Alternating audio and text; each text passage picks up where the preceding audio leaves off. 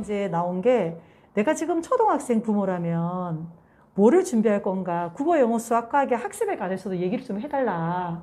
이런 네, 당연히, 이야기가 있어요. 당연히 해야죠. 네. 예.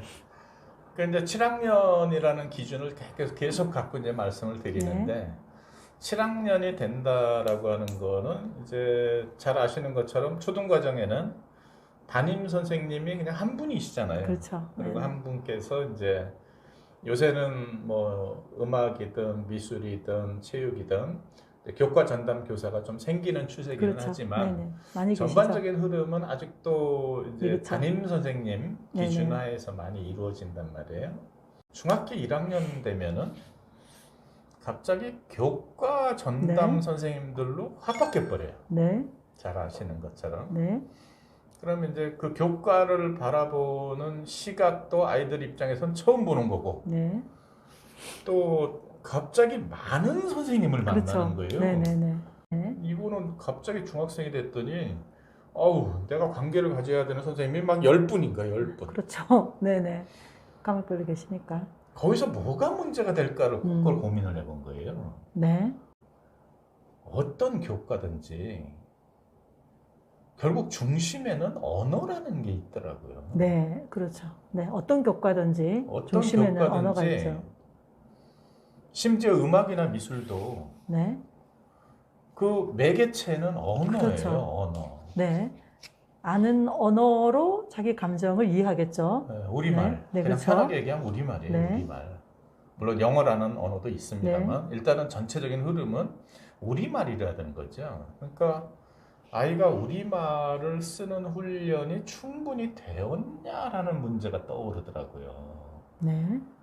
그러니까 우리말을 자연스럽게 쓰느냐의 문제가 있는 거예요. 네. 지금 말씀드리는 건 생활에 쓰는 언어를 얘기하는 게 아니고요. 네. 교과에 관련된 언어들을 네. 아이가 그렇죠. 편안하게 배울 기회가 있었냐라는 거예요.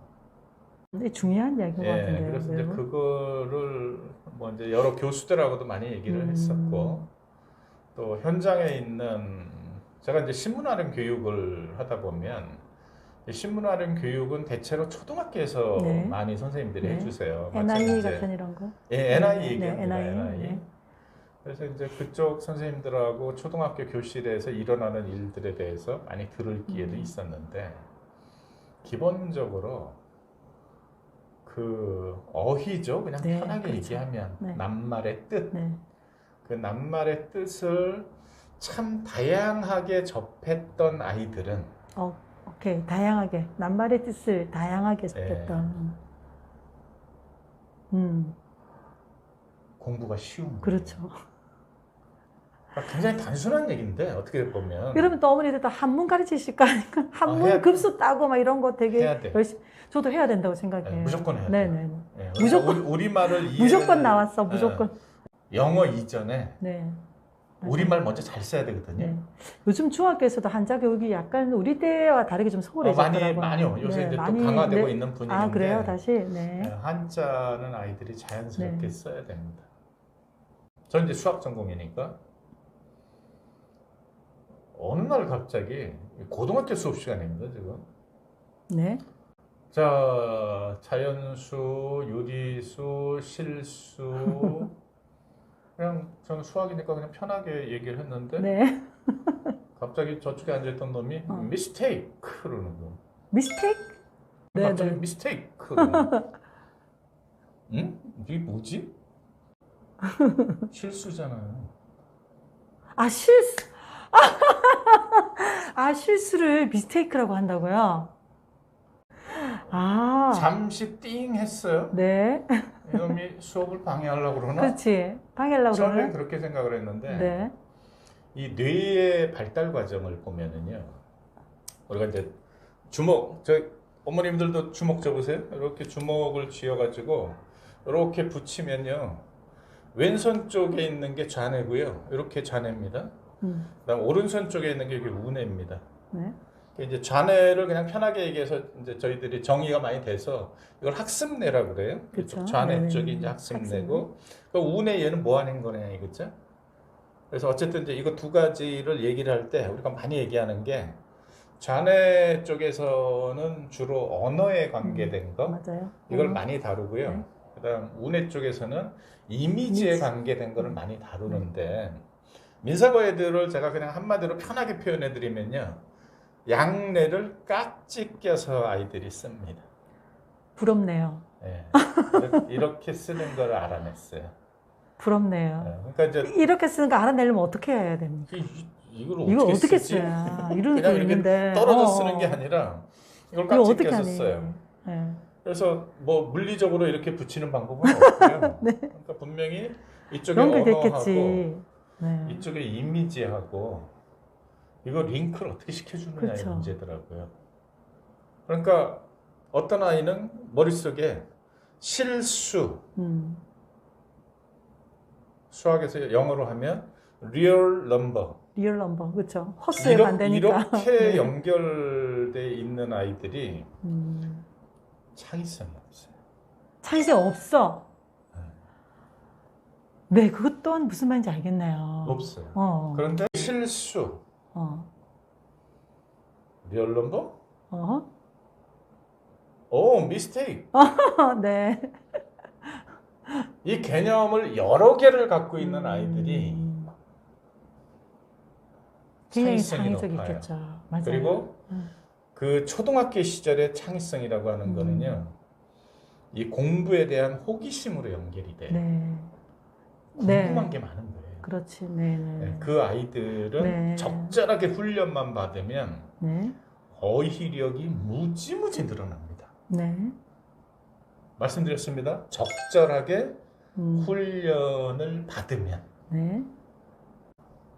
그래서 이제 학교에서 그거를 준비해주는 선생님들도 많이 계신데 지금 현재 우리나라의 어떤 큰 상황들을 보면은 오히려 학원 쪽에서 훨씬 더 그렇죠. 준비를 많이 해주시는 것 같아요.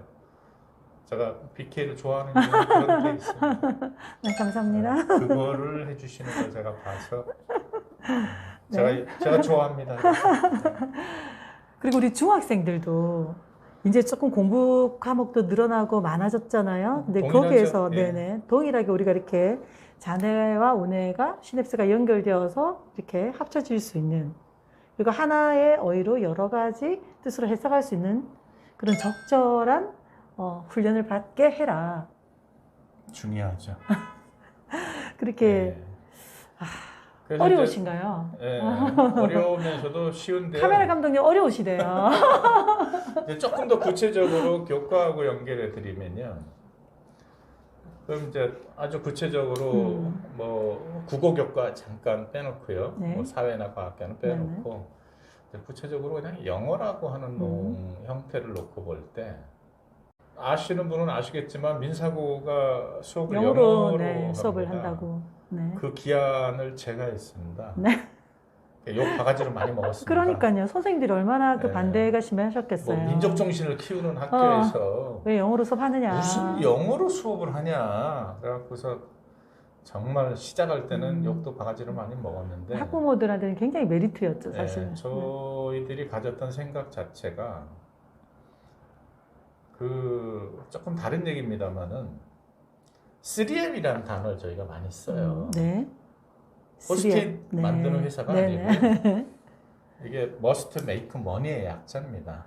must make money. 네. 그냥 make money도 아니고 must make money. 오. 그리고 또 다른 얘기를 하면 make more money입니다. 좋은데요? 네. must make money. make more money. 네. 그러니까 그 얘기를 이거를 하는데, 학생들이랑 한다고요? 네. 오. 제가 그 초창기에 그 강의를 제가 해줬었는데 네. 기본적으로 그냥 잘 먹고 잘 살아. 맞잖아요, 그죠? 네. 네. 그러니까 선생님 저는 봉사를 잘해야 되는데 아니 일단 너 먹고 사는 것부터 해결해. 네. 그리고 네가 먹고 사는 문제가 해결이 되면 앞에 단어 하나만 바꿔주라. 더불어 잘 먹고 잘 살자.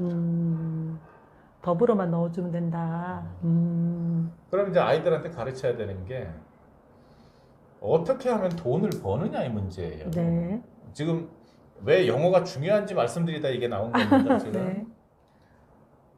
그래서 이제 생각을 해보니까 돈을 쓰는 방법하고 돈을 버는 방법에 대해서 배워야 되겠더라고요. 그럼요. 우리나라가 진짜 너무 이게 지금 문맹국인 것 같아요. 돈을 언제 쓰세요? 뭐 자기가 가치롭다고 생각하는데 쓰지 않을까요? 그렇죠. 네. 내가 쓰면 편안해지는 좀 거, 편하게 얘기하면 즐거워지는 거, 맛있는 거 사 먹을 때 써요. 네네네, 좋아하는 거. 내가 필요한 거 살 때도 그쵸, 쓰고. 네네. 그럼 언제 돈을 벌죠? 내가 그러니까 좋아하는 일을 하는 사람은 다행인데 해야 되는 일을 하면서 벌 수 있는 일을 하면서. 네, 그것도 맞고요. 그거를 교사들인 저희들이 답을 못 내가지고 네. 연수원에 있는 기업은 네. 돈 버는 거 가르치지 않니? 네. 그러면 니네 혹시 돈 버는 방법을 가르치는 어떤 그 철학적 기준이 있으면 좀 가르쳐줘 해갖고 네. 저희가 배운 거예요. 네. 내가 원하는 일을 할 때는 돈을 쓰는 게 원칙이고 네. 남이 원하는 일을 해줄 때는 돈을 받는 게 원칙입니다. 네. 그러니까 정말 단순했는데 네. 그걸 모르는 거예요. 그래서 이제 그 얘기를 듣고 있다가 갑자기 생각이 나서 강사님, 네. 제가 그랬어요. 강사님, 우리 애들은 돈을 많이 벌어야 되는데 맞아요. 네. 돈을 많이 버는 방법도 좀 가르쳐 주세요. 그랬더니 그 많이 벌 방법이 뭐라고 하던가요? 제가 이제 가르쳐 드릴 수도 있는데 자, 책을 통해서 배워야지. 아니 같이 이렇게 프리토킹을 하면 네. 다 구할 수 있다는 거예요. 그 그래갖고 선생님 말씀이 네, 강사 그래갖고 말씀이. 저희들이 4시간 워크숍을 해갖고요. 돈을 많이 버는 방법 7가지를 찾아냈어요. 선생님들이 네. 대단하시다. 근데 그 중에 딱 한 개만 가르쳐 드릴 거예요. 7가지 다 풀고 가세요. 나머지는 선생님. 굉장히 답이 너무 쉬워요. 많은 사람이 원하는 일을 하면 돼요. 맞아. 너무 쉬워요. 네. 그 맞잖아요. 우리가 뭐 예를 들어 커피를 한다 해도 로컬에서 우리가 지금 코로나 시국이라서 예. 더 지금 느끼잖아요. 로컬에서 카페 뭐 1인 카페 하는 것보다 온라인상으로 뭐 커피를 배달한다던가. 하여튼 여러 가지 형태가 있겠죠. 그죠. 예를 들면 그런 거고 많은 사람들이 원하는. 네. 그래서 이제 그걸 조금 더 구체적으로 들어가 본 거예요. 이렇게 어떤 사람이 원하는 일을 하려면요. 첫 번째 조건이 있어요. 그 사람이 문자나 언어로 얘기한 거를 내가 듣고 이해할 수 있어야 돼요. 그 사람이라면 누구죠? 상대방. 상대방이. 네. 네. 내가 저분이 원하는 걸 내가 해드려야 돼. 그러면 내 그쵸. 앞에 있는 분이 문자나 언어로 표현해서 나한테 준 거를 내가 먼저 이해를 해야 돼. 그렇죠. 정확하게 이해를 해야겠지. 이게 그렇죠. 전 세계 어느 곳에서 나한테 욕을 하더라도. 네, 이해를 해야 돼요. 두 번째는요. 내가 이해를 했으면 굉장히 중요한 과정을 빼먹으면 안 되는데요. 이게 원하는 게 이거를 원하는 게 맞죠 하고 내가 반문할 수 있는 능력이 있어야 돼요. 이게 그 사람이 말씀하신 거를 내가 이해한 대로 이게 맞나요? 라고 그렇죠. 확인하는 거지. 확인하는 거죠. 네. 이 확인을 네. 안 해서 내가 꼭 실수가 그렇죠. 일어나요. 맞아요. 바로 그거예요. 네. 어. 그러니까 내가 이해한 이거가 맞는지. 이게 확인하는 물어볼 수 있어야 돼요. 그 다음에 네. 세 번째 능력이 그 분이 원하는 걸 내가 직접 할 수 있는 능력이 있거나 네. 아니면 나의 네트워크를 이용해서 그걸 할 수 있어야 돼요. 그러니까 이제 이런 얘기를 배우다가 갑자기 생각을 하니까 말을 이해해야 된다는 얘기가 들어오는 거예요. 그럼요. 저도 여기서 딱 동그라미 쳤어요. 문자와 네. 언어. 말을 먼저 이해를 해야 되구나. 그리고 갑자기 떠오르는 생각이 우리말, 한국어로서 의사소통을 하는 사람의 숫자가 그러니까 전 세계적으로. 지구 한 70, 지금 한 73억 보는데 70억 인구 중에 한글로 의사소통이 가능한 인구가 몇 명이나 되지? 몇 그래서 명 정도 될까? 이렇게 저렇게 따지니까요. 뭐 하노이 대학의 한국어학과 학생들까지 뭐 다 집어넣고 이랬더니 한 1억 명 나와요. 많네. 생각외로 꽤 많네. 있습니다. 1억 명. 꽤 많은 숫자예요. 그런데 그 질문 끝에 당연하게 그러면 영어라는 언어로 의사소통을 할 수 있는 사람의 숫자는 70억 명 중에 몇 명이나 되지? 영어를 그냥 원어로서 쓰는 나라들이 있고 또 제2 외국어로 쓰는 나라들도 있고 또는 뭐 우리처럼 뭐 그냥 이제 그 주변머리로 그냥 갖다 쓰는 나라도 있고 와 놀랐는데요. 학자들의 계산이 40억 명 정도라고 나와요. 그래서 저희들이 생각을 한 거예요.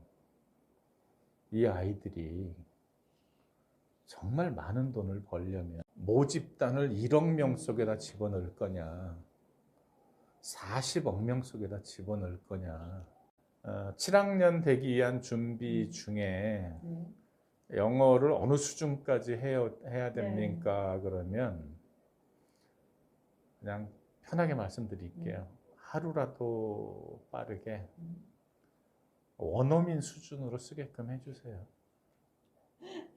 네. 학교 커리에는 없고, 저도 동감합니다. 네, 학교 커리에는 없는데, 원어민이라면 자기 나이 또래와 그렇죠. 자연스럽게 컨버세이션이 가능해야 됩니다. 자기 또래 집단과 충분히 대화 가능하고 또래의 리터러시가 그 책들을 읽을 그렇죠. 수 있는 아이들의 수준으로 당연하게 키워라. 그래서 그런 준비를 갖춰서 이제 원어민 아이들과 같이 7학년을 올려주셨으면 좋겠어요. 네, 그러니까 생각외로 쉽지 않은 과정일 수 있는데 그 생각을 하고 아이를 키운 거하고 그 생각 없이 아이를 키운 거하고 나중에 결과치가 너무 다릅니다. 아이들이 결국은 이 글로벌 비즈니스가 판치는 이런 세상에서는 아이들이 싱가포르 가서 일자리를 갖던 아이들이 홍콩 가서 일자리를 갖던 아이들이 프랑스 파리에 가서 일자리를 갖던 아니면 뉴욕에 가서 자리를 잡던 편하게 일할 수 있어야 되거든요. 그때 그 편하게 일할 수 있는 대전제 속에는 영어라는 언어가 차지를 하고 있습니다. 그래서 그거를 그 중학교 1학년이라는 과정을 올라가는 데 있어서 준비물 중에 하나로 좀 봐주셨으면 좋겠어요. 수학 얘기도 드립니다. 수학이요? 네. 수학. 쉽지 않아요. 왜 쉽지 않냐면요. 초등 과정에서 배우는 수학 문제, 수학 그 개념들은 잘 보면 사칙 연산하고 뭐 배수 개념하고 비율 문제하고 실제로 따져보면요. 수학의 개념적인 면에서는 배우는 게 거의 없어요. 아주 짧은 내용인데 이게 중학교 올라가면서 갑자기 응용이라는 게 확 커져 버려요. 응용이라는 게. 그래서 이제 그 학교 단위에서는 교과서 외에는 가르치지는 않으니까 학교 현장에도 뭐 영재 교육이라는 틀로부터 해서 많이 들어오는데 답을 말씀드리기가 참 어려운데요. 수학 문제는 제가 그것만 얘기해도 한 서너 시간 필요해서 따로 우리가 그냥 시간을 잡아서 그냥 물어보도록 하겠습니다. 네.